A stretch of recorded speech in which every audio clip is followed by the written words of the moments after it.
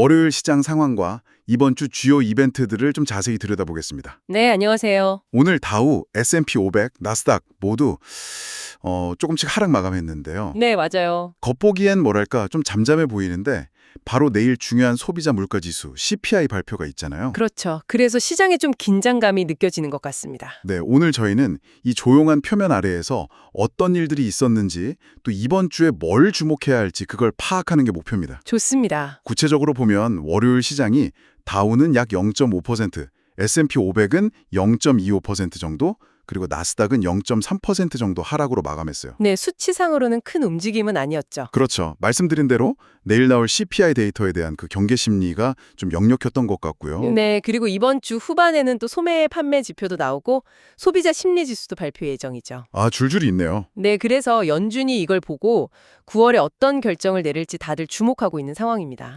이런 주요 지표 발표 전에 시장이 보이는 반응, 이걸 보통 관망세라고 하잖아요. 네, 그렇죠. 오늘은 그게 이제 소폭 하락으로 나타난 거고요. 네. 때로는 뭐 뚜렷한 방향성 없이 조용한 게 오히려 안정적일 수도 있다고 하지만 오늘은 좀 하방 압력이 있었네요. 네, 특히 그 다우 운송지수 있잖아요. 이게 1% 하락했는데 이게 종종 경제 선행 지표로 여겨지기도 하거든요. 아, 운송지수가 1%나요? 그건 좀 의미가 있을 수도 있겠는데요. 네, 그냥 넘기기는 좀 그런 신호일 수 있습니다. 자, 그런데 이렇게 전체 지수는 좀 숨고르기를 하는 동안엔요. 이 표면 아래에서는 개별 기업들 뉴스가 주가를 아주 그냥 크게 움직였어요. 맞아요. 이게 참 흥미로운 부분이죠. 몇 가지 좀 주목할 만한 움직임을 보죠. 예를 들어서 인텔이요. 아, 인텔. 트럼프 전 대통령이 좀 비판적인 소셜미디어 게시물을 올렸는데 그 이후에 CEO가 백악관에서 회동을 가졌다. 이런 보도가 나왔어요. 네, 그 보도 나오면서 주가가 3.7%나 상승했죠. 시장 전체는 조심스러운데 왜 인텔은 이 뉴스 하나에 이렇게 반응했을까요? 좀 신기한데요. 아무래도 그 반도체 산업에 대한 어떤 정책적 기대감, 이런 게 크다는 걸 보여주는 거 아닐까요? 아, 그럴 수 있겠네요. 네, 기술, 정책, 그리고 기업 리더십, 이 세 가지가 어떻게 엮이는지 보여주는 좀 재미있는 사례 같습니다. 또 다른 큰 움직임은 TKO 그룹 홀딩스, 그러니까 UFC 모회사죠. 네, TKO 그룹, 여기서는 정말 큰 뉴스가 있었죠. 네, 파라마운트랑 무려 7년간 77억 달러 규모의 독점 중개권 계약을 체결했다. 이 소식에 주가가 10% 넘게 급등했어요. 10.2%요? 정말 대단한 상승폭이죠. 77억 달러? 이전 ESPN 계약 금액의 2배가 넘는다고 하던데요. 네, 맞습니다. 2배 이상이에요.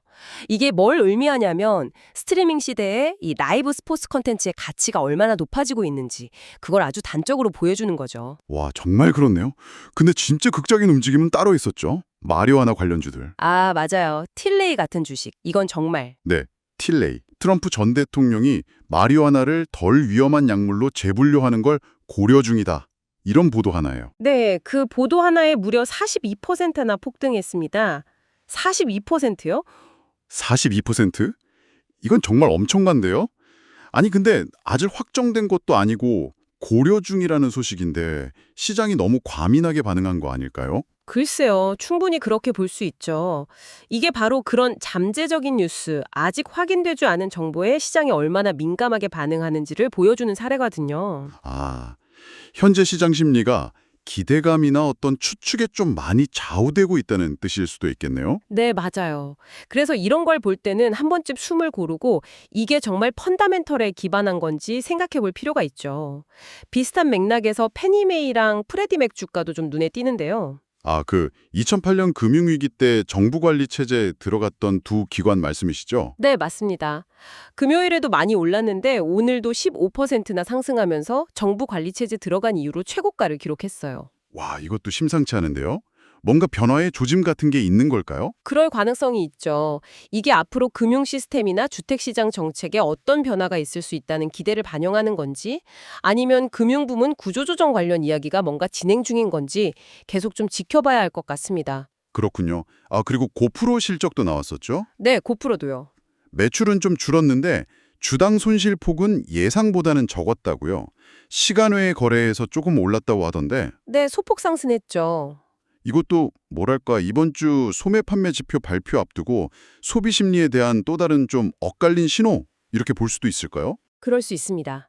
그러니까 전체적으로 시장이 조용해 보여도 이렇게 개별 기업 실적이나 TKO 같은 특정 산업의 큰 계약 뉴스, 아니면 틸레이처럼 잠재적인 규제 변화 가능성, 인텔 같은 정책 관련 기대감, 또 페니메이, 프레디맥 같은 구조적 변화에 대한 암시, 이런 다양한 요인들이 개별 주가에는 아주 큰 영향을 미치고 있다는 걸 알 수 있는 거죠. 네. 그래서 이 모든 걸 종합해보면 월요일은 지수만 보면 그냥 조용한 하루였지만 그 속을 들여다보면 개별 기업들의 아주 다이나믹한 이야기들, 그리고 중요한 경제지표 발표를 앞둔 시장의 복잡한 심리가 막 얽혀 있었다. 이렇게 정리할 수 있겠네요. 네, 정확합니다. 요약하자면 시장 전체는 CPI라는 큰 이벤트를 앞두고 좀 관망하면서 소폭 하락했지만 개별 주식들은 각자의 뉴스나 어떤 잠재적인 정책 변화 가능성, 이런 거에 따라서 매우 큰 변동성을 보인 하루였다. 이렇게 볼 수 있겠습니다. 네. 여기서 우리가 한번 생각해 볼 점은 바로 이겁니다.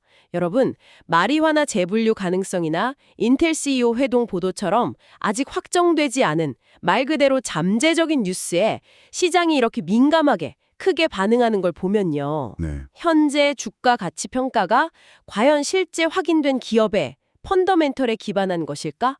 아니면 미래의 어떤 사건이나 정책 변화에 대한 기대감 또는 추측에 더 크게 의존하고 있는 것은 아닐까?